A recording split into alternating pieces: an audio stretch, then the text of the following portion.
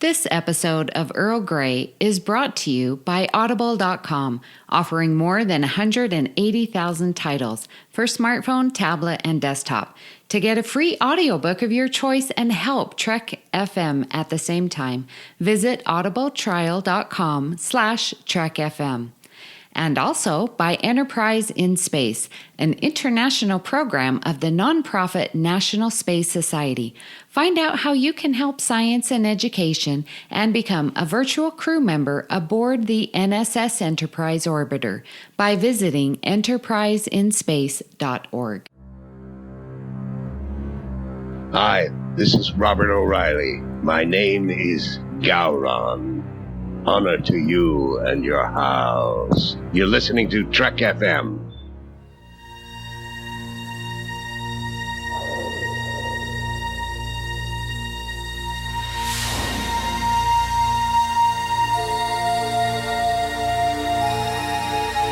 The Earl Grey Hot.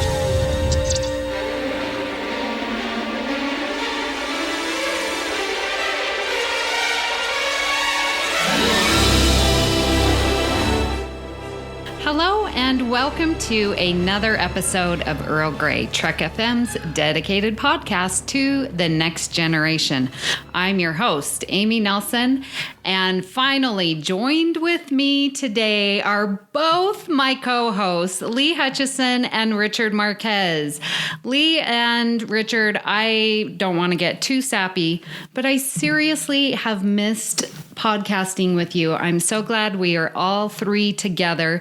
It's been too long. I know we all have busy lives, but I just wanted to say hello, welcome back. I'm glad we are all here. Yeah, I'm glad. And like yesterday, I was making up the schedule for the next few months for our episodes, and I was so glad to see so many episodes. I was like, we're all going to be back together uninterrupted for a good few months. Like, it's just been a crazy month. Like, yeah, like I had a couple Sundays in a row where I was like running marathons, and like the idea of going home and doing anything other than having a long bath seemed too much. So I've had to make do with listening to you guys from the listener's point of view. So you guys, Justin, Patrick, you've all been brilliant to listen to as a listener. So I'm glad to be back in on the other side. Yeah, it was actually a pretty good break too, because I certainly needed it. But yeah, it was good to be off. But at the same time, yeah, I kind of missed it. I was sad, but I wore my Trek FM shirt during my family's barbecue, so we're good. Yes, I saw that posted. That was great to see, representing. Yes, yeah, it's gonna be hit and miss with me because now school is out for the summer. Woohoo! And so I'll be taking a few trips here and there. So. But we are very excited. All three of us are going to be doing our unsung episodes for season 4.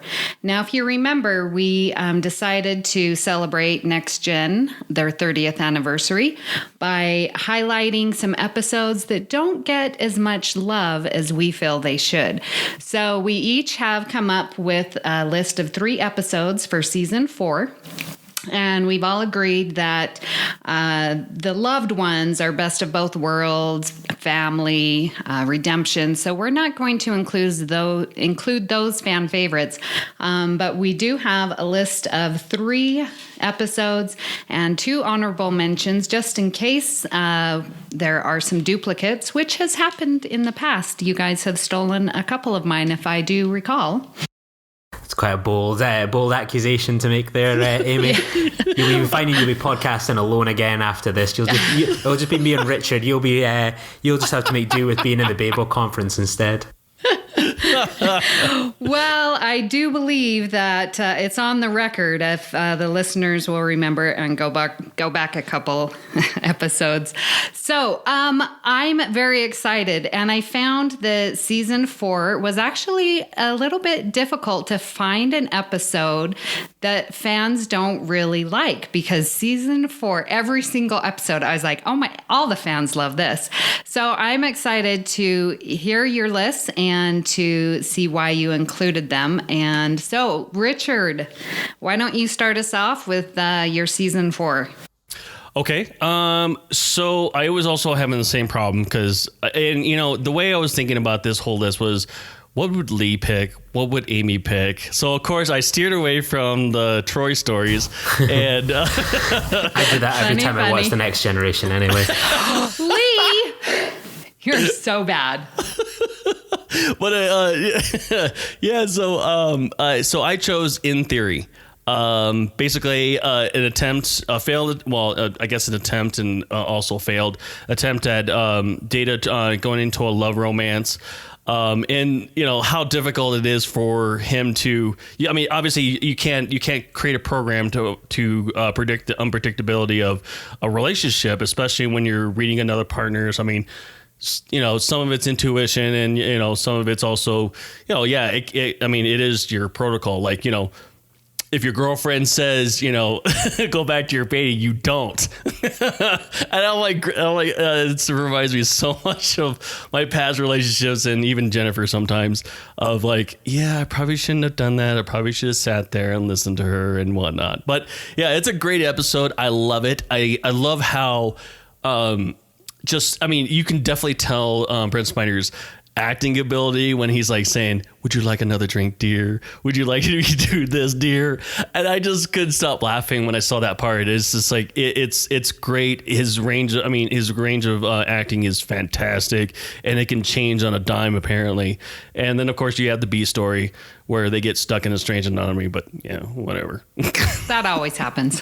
Yeah. That's an episode I've not watched in quite a long time. It seems to kind of sandwich between kind of quite a few good episodes. It kind of goes from Mind's Eye, then that into Redemption, and it's always one I probably just skip to just get that further ahead in the story. So I think I'm due a bit of a rewatch on it. Yeah, I like it too, and I always remember the scene at the end is just so heartbreaking, and you're right, Brent Spiner pulls it off, being the android that he is with no emotions of, okay, well, I don't need this program anymore. I'm just going to delete it, and you're just like, oh my gosh. I don't know. Maybe there have been some relationships where I wish I could just delete that whole file and not even think about it again. Was that with an Irish landlord, was it?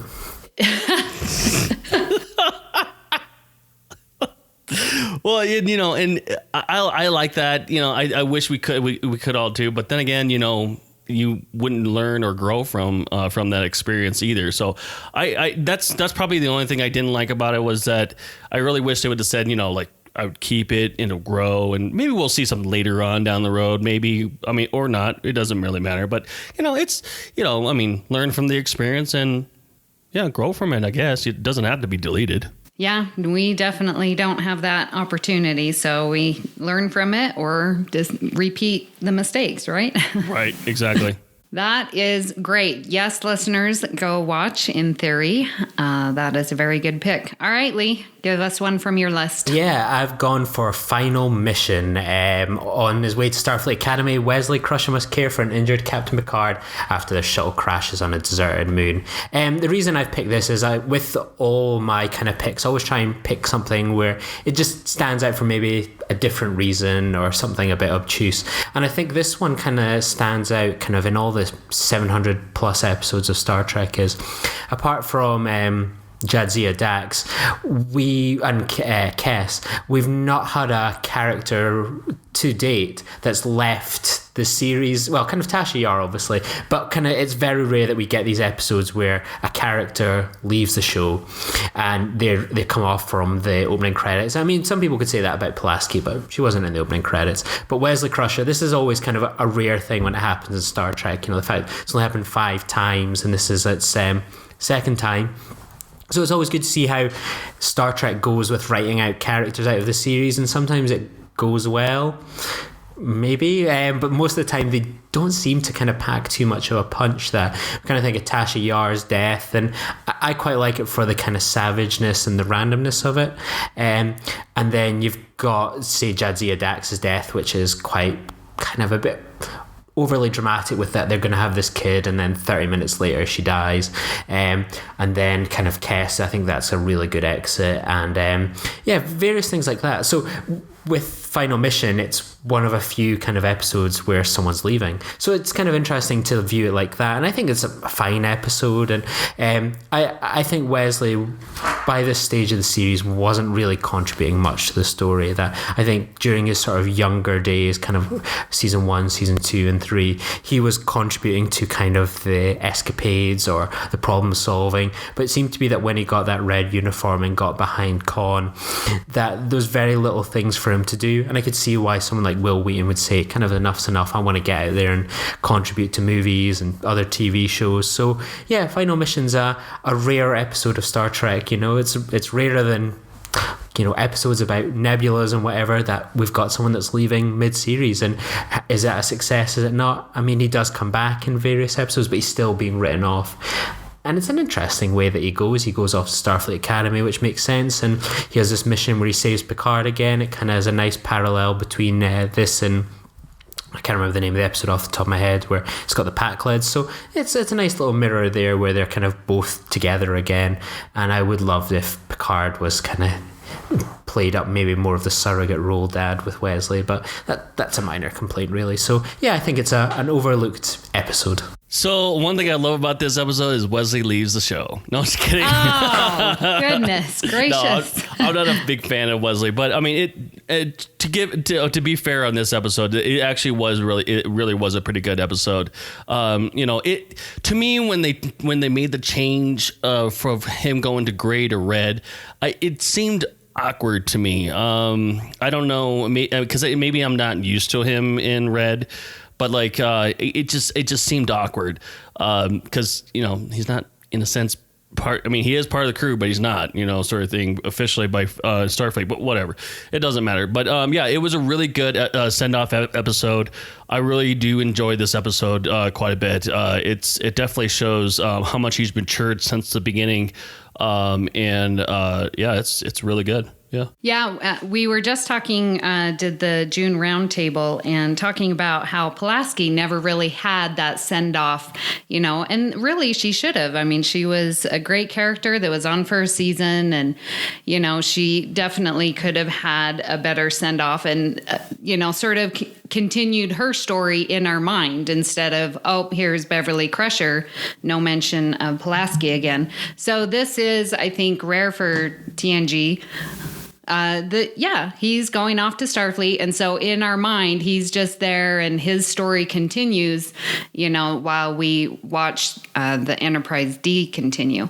Yeah, so Picard expects Wesley, you know, because they crash land, and so they have to find cover from the harsh weather and sun and stuff, and so then they go into these caves, and you can really see Picard putting a lot of expectations on Wesley and needing him to step up. And I like that relationship. I think you mentioned, you know, that surrogate father type of thing, but also a commanding officer. And I think he really teaches Wesley a lot of characteristics of what makes a leader. And so for that, I like this episode a lot. So my first one, and don't laugh, but this one I don't think Wait. It's a Troy story? Well, yes, it happens to be. I was just kidding. Go ahead. But I don't think this one gets any love, and that is Night Terrors.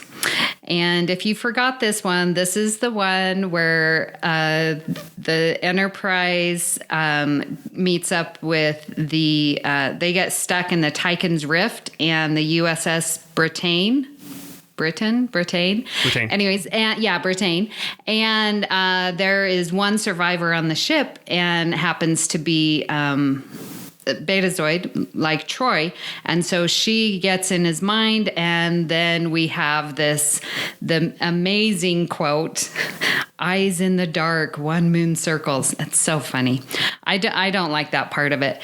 But what I do like about it is it's a fun little mystery, right? They're trying to get the USS Britain back together and get it operational, and they try all these things and it doesn't work, and then the crew starts acting out, and then Crusher realizes that everyone's is not getting their sleep, their REM sleep, And I just think how irritable I know I get when I don't get any sleep. And I notice my patience with my students is much less than it should be. And it's like, oh, I need to get some sleep. And so for me, it's just pretty relatable in that aspect of it, but I like the fun mystery of it. And of course, Troy's part, she realizes that they need to send in oxygen, and another example of Data saving the day, and he gets command of the ship because everyone's losing their mind. And so it's another good Data and Troy story. So what do you guys think about Night Terrors? I really like it quite a lot. I think it's such a moody episode, and it's kind of got that kind of, you're used to kind of the Next Generation being such a brightly lit show, and with this it's got really quite moody, and it's kind of got that, it plays on some of the horror tropes. And it's easy to mock Troy kind of swimming through the nebula, as it were, but I think it looks really quite good, and it's definitely an episode of Star Trek that I think kind of stands out. And yeah, I really like it. I've never had any problems whatsoever with this. It's a hidden gem. I definitely agree.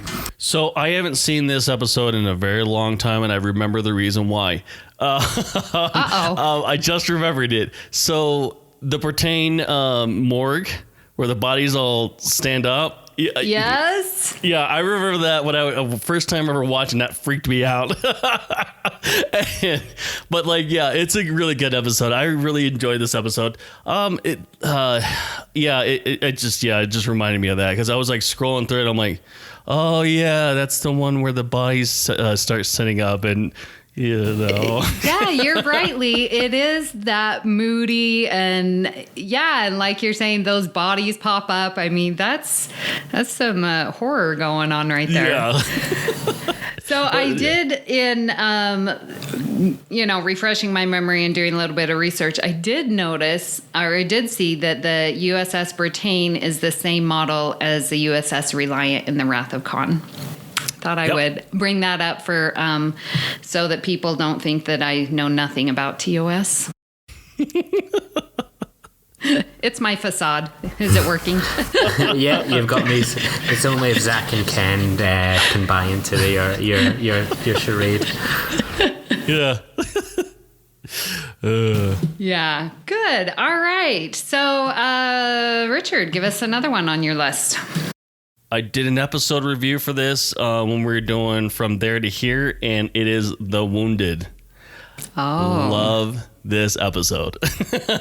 I mean, I don't hear anyone really talk about this episode because it's kind of, I mean, it gives a great background story to the conflict between the Cardassians and the Federation. And yeah, I guess I don't really think they talk about Bajor really, but it's more well, they talk about the conflict, but really that's about it. But like, one of the things I really love about this episode is that it's, you talk about like being on the front lines, and the politics even within the front lines, it's very dynamic, and you definitely I mean, you're in the wilderness. I mean, you can't really, you got to rely on your own instincts. And how was it the Phoenix? Yeah. Was that yeah, I'm sorry. How the Phoenix responds to what they see is, to me, is just. I mean, it was like, yeah, I'd probably freak out and probably start destroying ships if I knew that they were doing something, shady or something like that, and no one was listening to me, higher up or anything like that. So, but yeah, I love this episode. It's great. And it's too bad we don't get to see a Nebula class starship in combat, but that'd be great. Yeah. So. Yeah, I also love this episode. It was on my honorable mentions list.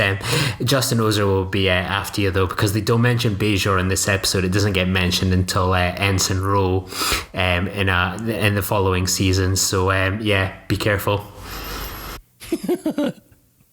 Uh-oh. Yeah, didn't we talked about this, because this is the one with Captain Maxwell, right? Right. This is more. Yeah, this was more the introduction of the Cardassians than anything else. Yeah. So we talked about this when we did our lead into Deep Space Nine, right? We covered. I just talked about it, right? Yeah, we did. Yeah. Okay, good. Yeah.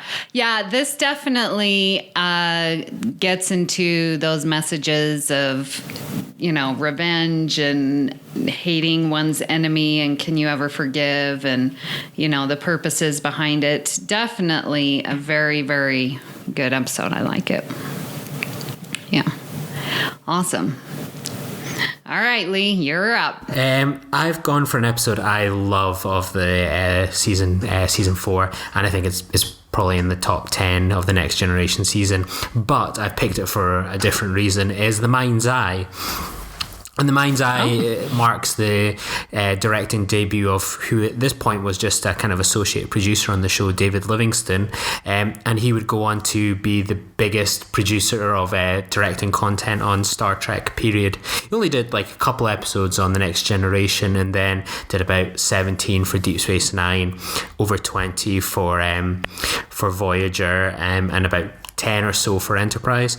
And with you look at his catalogue of episodes, Dr. Bashir, I presume, You're Cordially Invited, The Maquis, The Die Is Cast, Deadlock, Future's End, Killing Game, Equinox, which I'm sure Richard has just been triggered off there, Power Play, The Visitor. He's directed some of the best episodes of Star Trek, period. And this was his kind of first entryway into it. And you look at this episode and it's got such a cinematic kind of experience to watching it.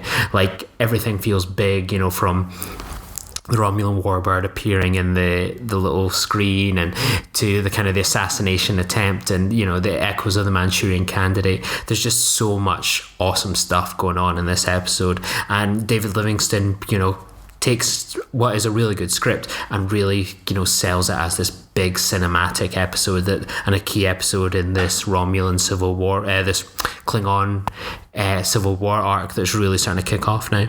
Yeah, I got nothing. He said everything I wanted to say. So this is the one where Geordi gets taken. Right. Yeah. Geordi gets taken hostage by the Klingons and gets essentially set up to be the kind of the Manchurian Candidate. He's going to assassinate this minor Klingon ambassador that could, and doing this could kickstart kind of a war. So the Romulans are fairly being duplicitous in the background. So yeah, it's a classic as far as I'm concerned. All right. Well, I would like to share with you my second choice, and oh my gosh, it happens to be another Troy episode. Imagine that. Oh, shocking. No, but I like this also because there's some math in there that I wanted to highlight. So if you can guess, it is the loss. And this is the one where the Enterprise D is caught up in a group of two-dimensional life forms. And because of that, Troy loses her empathic powers. And so I like this episode for a lot of reasons. Number one, it's very memorable to me because when they're in the conference room and they're like finally figured out that they're trapped in this two-dimensional space and they have the diagram there, it is so awesome. And it just like it clicks in my math brain. Like, you've got length and width, but there's no height, and here we are. So you don't see the Enterprise. It is an actual just a oval, or depending on what part of the saucer you're in, a circle, oval, whatever.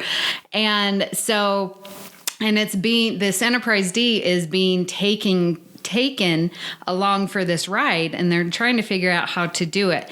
Have you guys seen the movie Flatland with Martin Sheen and Kristen Bell? It's an animated film. Oh, okay. You guys really need to see Flatland. It's a great math movie, but also it's got some social commentary on like different classes and socioeconomic status. But anyways, it talks about how like the people, and again, it's animated, the people are geometric shapes. So you have your circles, your squares, and your triangles, and they each represent a different socioeconomic, SES is what we call it in education. And so it's based off of a book written by Edwin A. Abbott from 1884, an 1884 novel. And so these shapes, two-dimensional shapes, they come across this three-dimensional sphere. But when the sphere interacts with it, you only see the circle, because they have no way of seeing this. And I love that movie because then it's like, well, we are three-dimensional beings. What do we see if we encounter a fourth-dimensional being? I love thinking about that. So what I like about The Lost is that here we have three-dimensional beings, the Enterprise D and everyone in it. And then it's going down a dimension to this two-dimensional life forms. And I like that parallelism of, talking about instinct versus reasoning, and how like reasoning would be our third dimension, like how we live and how we think. But then to go down to a two-dimensional being, like what are they doing? They recognize that it's instinct, and how we all have instinct, and that's sort of that lower dimension. And then we have reasoning as the higher dimension. I feel all the more smarter for that conversation. Hold on, let me go get my whiteboard and I'll write it all down. Let me click the dots. No, that's cool. That's cool. I like that. Yeah, I would love to know, listeners, if you have seen the movie Flatland. It's very, very good. There's also a Flatland Squared, Flatland 2, but it's squared, it's cute.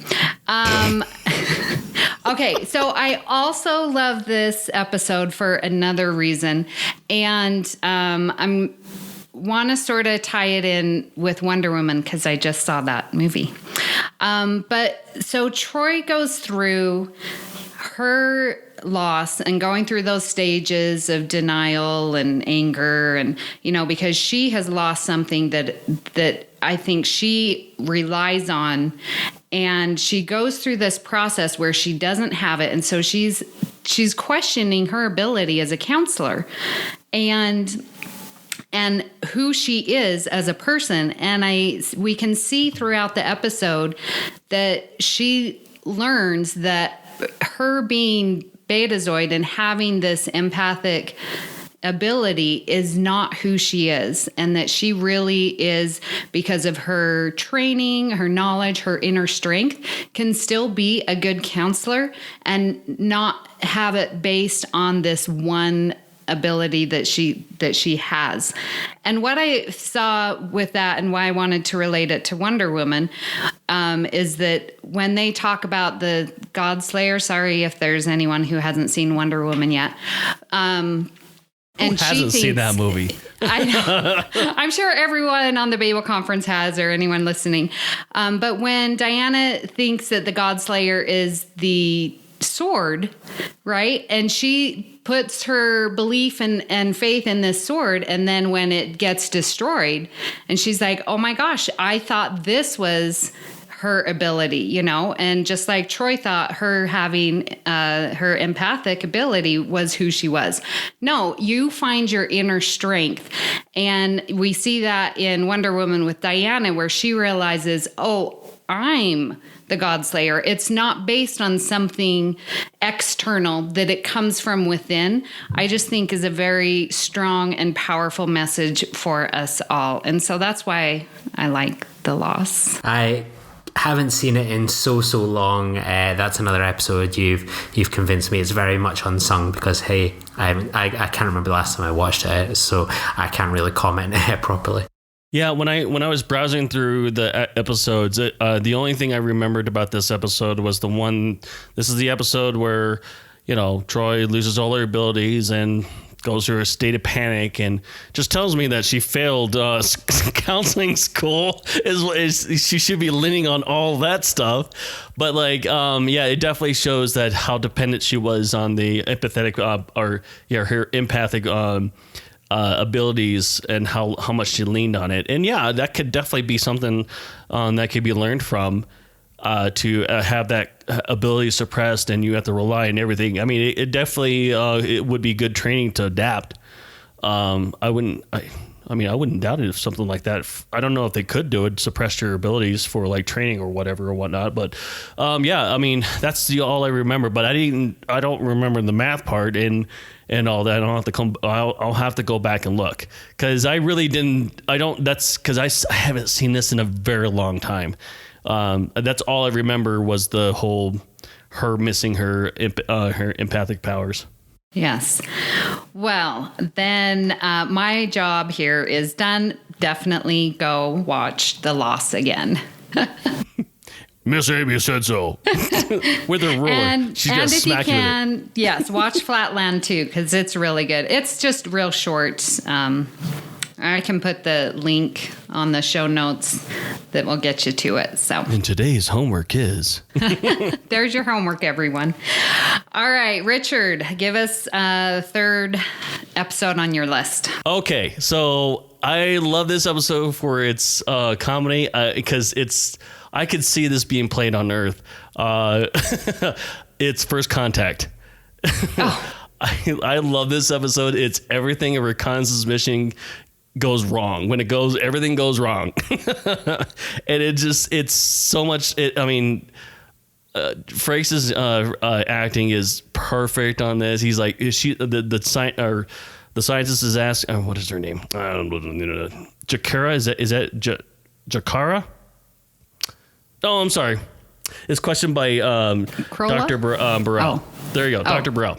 So when Riker's being questioned by Dr. Burrell, and it's just it's funny on how on the information that he gives her, and just the reactions are classic. I love it. Remind our listeners what this episode is about. Okay, so this is the episode where Commander Riker gets injured during the reconnaissance missions, and basically he gets probed, and they find out that he's not actually of the same species as they are, and this is a pre-warp first contact world, and this would be in a sense technically the first contact for this culture, and that's right, pre-warp, there you go, pre-warp civilization, there you go. And definitely he got injured, and and now there are all these questions and conspiracy theorists and doctors are trying to figure out what's going on, and he's trying to get out, obviously, and get back to the ship and whatnot. But like he can't go anywhere because he's trapped, and it just sucks because like I said, everything a reconnaissance mission happens, it goes wrong. So definitely one of those. I could totally see that happening here on Earth. That someone finds an alien for some reason that looks like us, but not the internal plumbing, and definitely all kinds of like conspiracy things going on. What? Well, I've got Area 51 just north of me, north of Las Vegas. So I definitely see a lot of that conspiracy. But no, I enjoy this episode as well. I like the interplay between science versus not accepting science, I guess you would say. Mm-hmm. And that really plays out quite well within this episode, and very important in our days right now. Yeah, like I mentioned it before, like one of the first Star Trek action figure I had was my parents bought me a Dr. Soong, so not the most exciting of Star Trek toys, as you can imagine. And then one of the next toys I got was actually a Riker action figure from this episode. So I had a Dr. Soong and a Riker in his little blue bathrobe with his bumpy forehead. Not the most exciting toys to play with when you're you're making your adventures on the bridge. No, it just reminds me of all the stuff that when I went down to Roswell, and oh wow, that place is wow. Yes, very much so. You talk about they say. I heard lots of rumors before I went there that basically the only thing the only reason why Roswell exists still is for the alien tourists. And wow. Yeah, they sell it. Oh yeah, like I went on an Area 51 tour when I was in Las Vegas because I thought I was one of those things I always wanted to do. Like I would always find the alien stuff quite funny and quirky, and I thought, oh, like it'd be so good to go on this tour, but like filled with like these true believer aliens, and we'll spend this like journey as we go to the little alien and all these sorts of things, talking about alien conspiracies. And I was like in the car, I was like, so you guys, like, do you believe in aliens? And it's kind of like, yeah, I guess so, yeah. And I was like, oh man, it's gonna be the most boring 12 hours in the world. Like no one was wanting to debate the thing. So it was a long day from Vegas to Area 51 and back again, that's for sure. But the burger at the Little Alien was quite good. Well, they definitely chalk it up. There's a museum, and they have a 5K fun run that starts at midnight, and you dress up in aliens and go for your little run and stuff. So I have yet to do it, but I have thought about it. But yeah. Yeah. Talking to the people in the diners are really, wow. Very interesting people, very interesting stories, and they sell it. They really do. I give it to them. They need to do acting jobs or something like that because they're really good at it. Whether or not it's true or not, I don't know, but it doesn't seem like it, but whatever. Yeah. So yeah. All right, Lee, give us your third. My final one is going to be Reunion. It's not an unsung episode in a way, but I think there's a lot that can be somewhat unsung about it that I'm going to focus on.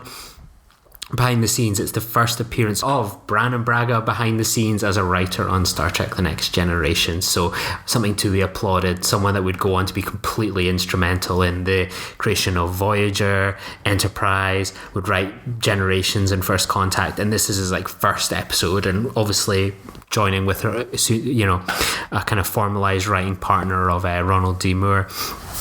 I think this episode, it's a brilliant episode, but it's unsung for truly that respect. That it's always good when you kind of look and think of kind of his career, that he would be go on to be classed as the kind of the mad science guy, the time travel guy. Like this episode is just like the kind of brilliant writing that kind of the Next Generation was really kicking out at that point. It had gone from those kind of ropey first two seasons, and then with kind of Ronald D. Moore coming on, then Brannon Braga, Mike Pillar, like to get someone like that. And I think a lot of fans sort of look back on Brannon Braga and I think are often too critical of him. Like, don't get me wrong, like he did make mistakes on Voyager and Enterprise, but I think he's a brilliant ambassador for Star Trek. And I think when you watch him on especially the Enterprise Blu-rays, the documentaries, I mean, the guy just beats himself up. He really kind of goes, well, we had this idea, and he's very self-critical. And I think that people can forget when they're kind of, it's easy to tweet him going, that episode was crap, or Threshold was rubbish. What are you thinking? Threshold was brilliant, I must remind people. But Brannon Braga is a true great ambassador for Star Trek, and he's created so many amazing episodes, and this was his first start there, and it truly went on to be something of quite a long career that he's had with Star Trek. And it's good to see things are going so well for him outside of Star Trek as well just now. So yeah, we're lucky to have him in one episode to kickstart his Star Trek career. So yeah, it may not be an unsung episode, but he's an unsung hero, I think, for his work, and I think that episode kind of plays an important role in kickstarting that career. See, now this was going to be my second choice. I thought you would put this on. So I was like, no. I'll make this my honorable mention because I had a feeling either you or Amy was going to do it. But I actually love this episode. Obviously another child actor again. He really doesn't get much screen time for this, but it's definitely one of my favorite episodes. I mean, we get to see the Worf with a family and attempted a family, and it's continuation of what is that episode? What was the one with Kayla again? The previous one, Emissary. That's right. So obviously, continuation of Emissary, and it's one of my favorites of the seasons. It really is. Besides Redemption. Yeah. Well, I know why Lee chose it because we know that you, Lee, enjoy Ambassador Kalar, Yeah. Susie Plaxon. So, of course, I was also going to pick this one too because I love the whole drama with the Klingons and Kempek, and we get Gowron and Duras. I mean, just so good. It's a great episode as well.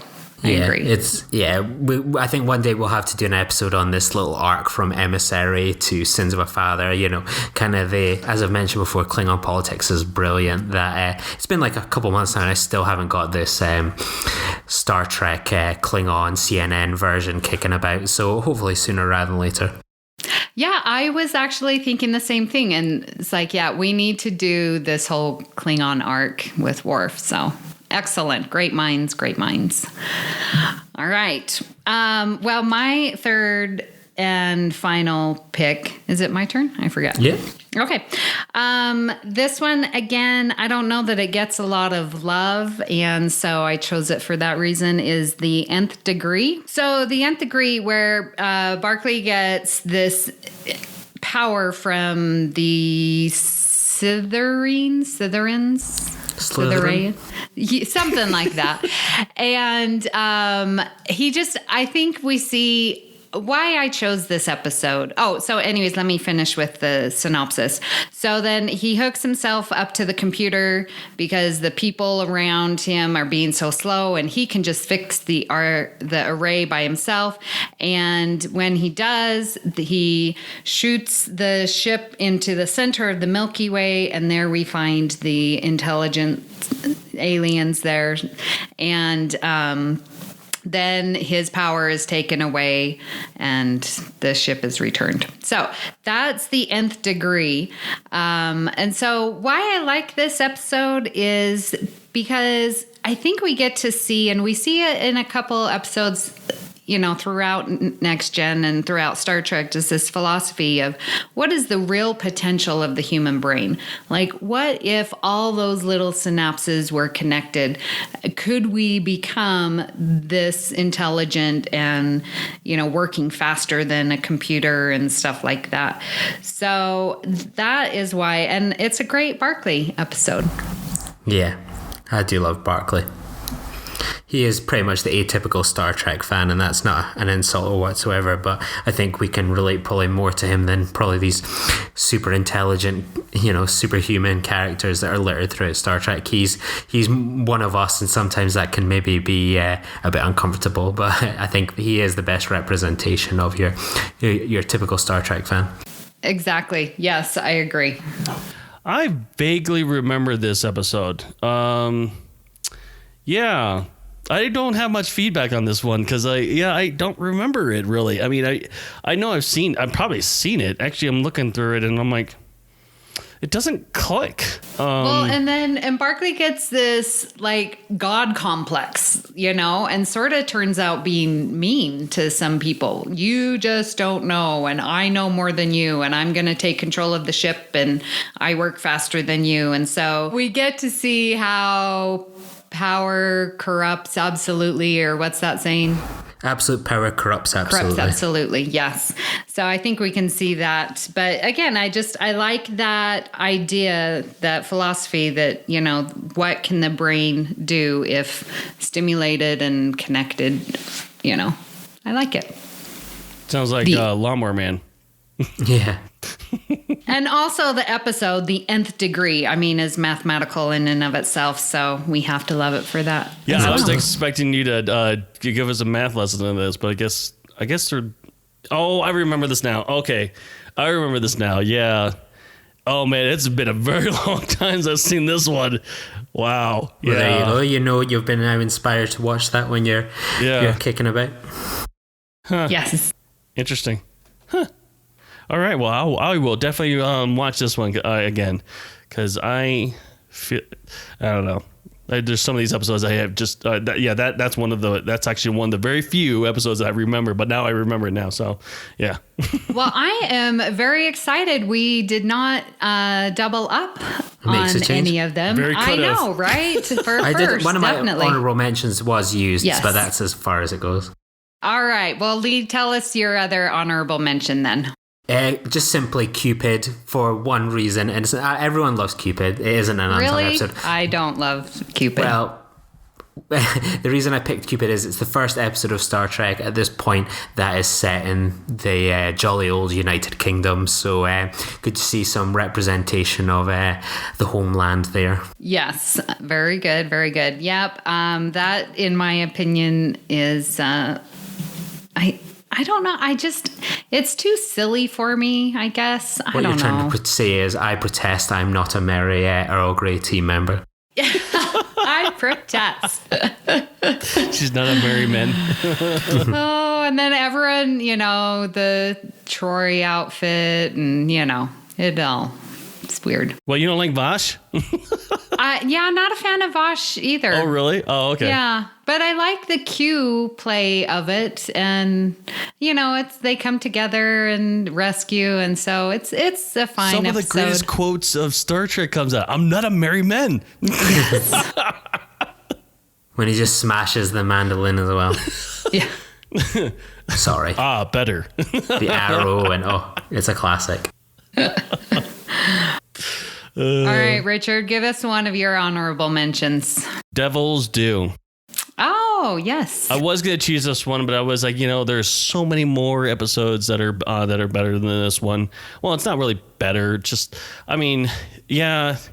plays with what do we consider as the devil, God, whatever, and treating your beliefs and everything. But it's a really good episode to definitely just to have fun with. It just kind of just like, what if God or what if the devil was,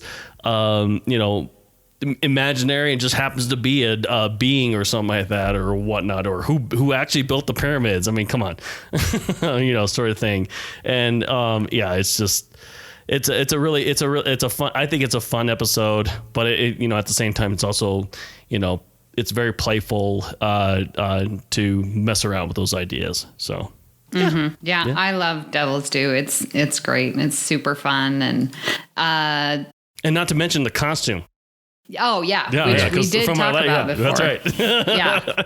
Well, one of my honorable mentions is Half a Life. And this is the one with Luoxana Troy. And she falls in love with Timothy, who is a scientist who's trying to save his world from a star explosion, I believe. But that's not the main point. The main point is that they have this thing called resolution. And this is voluntary euthanasia for those who are getting old. And how old is too old? A mere young 60. And I just think that, and I watched MASH all the time. So Timothy, who is, what's his name? Help me out. David, None of us watched probably MASH. I don't know. What? He's in Dead Zone. That's all. There we go. Oh, I don't Michael know. I watched a few episodes of MASH, not many. Charles Winthrop III or something like that. Anyway, oh my gosh, he was fabulous. So, and he hasn't aged at all. Because when I think about when MASH was on and now here we are, with Next Gen, he just looks amazing still. And, so I like that interplay of like, how old is too old? And it's, in theory, a good idea. I mean, who wants to burden the young generation with all these aging and old people, So, I mean, it's a weird and interesting concept to think about.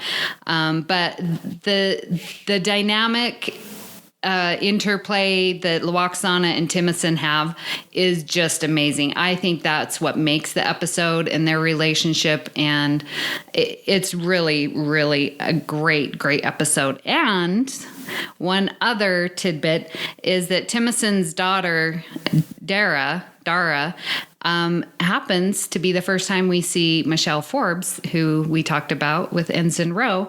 So we get to see her as an actor being introduced to Next Gen in season 4 before she picks up her role as Ensign Rowe. So you guys remember Half a Life?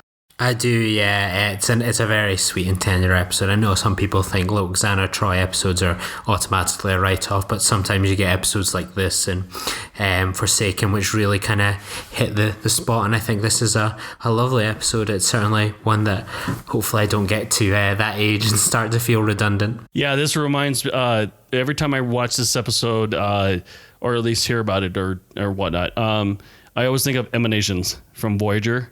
Because it's basically the same thing. If you're elderly, disabled or whatever, they basically kill you, which means you're transported to basically a planet where your body basically deteriorates. So, but it's a Voyager episode. It's a really good episode. Definitely the same idea. Is like it unburdens the youth without caring for the old. Which is a terrifying idea. I don't know. My dad's getting to that age where it's gonna get to the point where I'm gonna have to start taking care of him. But like I couldn't even imagine something like that when I get older. So, Richard, are you saying you need to enact resolution now? No, with I need your to have father? more. I need to have more children so they can take care of me. At least Jennifer's brother and sister, they have 4 kids each, so plenty of children to take care of one person. The patrons of Trek FM will look after you, Richard. Yeah. Yeah. Beats being stuck at a nursing home. Ugh. Any other episodes on your list that you wanted to highlight? There's so many sung episodes of season 4 that it really was a struggle to find the unsung ones. So no, I'm all good. Yeah, I don't have any more. I mean, Reunion was really the only one left, and we've already talked about it. So I mean, there are a lot of good episodes in this one that everyone should be watching. Yes. Period. Yeah. And I think it's been interesting to see the transition of, when we started this, like season 1, season 2, it's like there were so many episodes that you see people complain about or don't like. And so then it's easy to find those unsung episodes. But then coming to the seasons where they're so good that every episode is memorable and you can see that it is becoming a little bit more challenging for us. So I look forward to when we talk about season 5, because that's, we've got Next Gen firing on all cylinders going by then. So. I actually just heard and this is not in the Babel conference, but I was listening, or not. Why do I say listen? It's not listen, read. So I read a very interesting analysis of TNG, and they hated every episode started from season 3 on, and I'm like, wait a second here. It's like, you really like season 1 and 2? I mean, that's sounds like a clickbait article, doesn't it? No, it was a comment. Actually, it was someone commenting, and I'm like, what? That's crazy talk. But yeah, I'm excited. Yeah, I'm excited for season 5. Well, it has been fun talking about season 4 today, but it's not the only thing we've been discussing on the network. So here's a quick look at some of the other things you may have missed elsewhere on Trek FM. Previously on Trek.fm, The Orb. When Lieutenant Saru says, "I sense the coming of death," they could be playing Staying Alive in the background. They're like, whatever, man. BG say I'm We're staying staying alive. alive. Aren't you listening to the sound system on this bridge? Man, your bell bottoms too tight, boy. That would be awesome if they had bell bottoms on the Discovery uniforms. Meta Treks. Garrick really personifies that snake-like way of kind of slithering around in the shadows, more subtle than any other character in the Star Trek universe. Plain simple Garrick would be the first to say that the clothes make the Cardassian. Primitive Culture. A look at history and culture through Star Trek. This episode was actually banned by the BBC for many years. And they always said, I don't know if this is true, not so much because of the kind of allegorical significance of the episode, but because of this single line in it where Data says, he basically says, oh, well, you know, the IRA basically achieved what they wanted in, I think it's 2024. 2024, yeah. You know, it's coming up. And that's what else is happening on Trek.fm. Check out all of these shows and join the conversation about your favorite corner of the Star Trek universe and beyond. You'll find us wherever you get your podcast. If you're an Apple user, be sure to hit the subscribe button in Apple Podcast on iPhone, iPad, or Apple TV, or the desktop iTunes app to get the latest episodes as soon as they are published. And please leave us a star rating and written review. If you're not an Apple user, we've got you covered as well. You can find our shows on Google Play Music, Stitcher, TuneIn, Speaker, SoundCloud, Windows Phone, in most third-party apps, and you can stream and download the MP3 file from our website or grab the RSS link. We'd love to hear your thoughts on today's shows, and there are many ways for you to do that. The best places to join the larger conversation is in the Babel Conference, our listeners group on Facebook. Just type Babel, B-A-B-E-L, into the search field on Facebook, and it should come right up. We love interacting with our listeners there, so join the conversation. If you'd like to send us an email, we love those too. You can use the form on our website at trek.fm/contact. Choose to send to a show and select Earl Grey. That will come right to us. You can also find the network on Twitter at TrekFM and on Facebook at facebook.com/TrekFM. If you'd like to help keep all the shows coming to you each week, you can become a patron of the network on Patreon. Visit patreon.com/TrekFM. That's patreon.com/TrekFM to get all the details. Perks include early access to episodes, exclusive content, producer credits, and more available through our special patrons website, Patron Zone. It requires a great deal of money to produce, host, and distribute these shows each month. We really appreciate any support you can give us and hope you'll join the team. Again, you'll find all that details at patreon.com/TrekFM. So, Richard, where can people talk to you about season 4? They can find me on the Babel Conference. It's where I don't. No, I'm just kidding. They can find me on the Babel Conference. I do pop in there here and there. You know, obviously, you know, posting my pictures of my barbecue and whatnot, and same thing with my Father's Day fishing trip, which is gonna be freaking awesome. I'm excited. But like, yeah, definitely. You can find me there, and you can also find me at Twitter. You can also find me on Twitter at xransom, and that's my handle.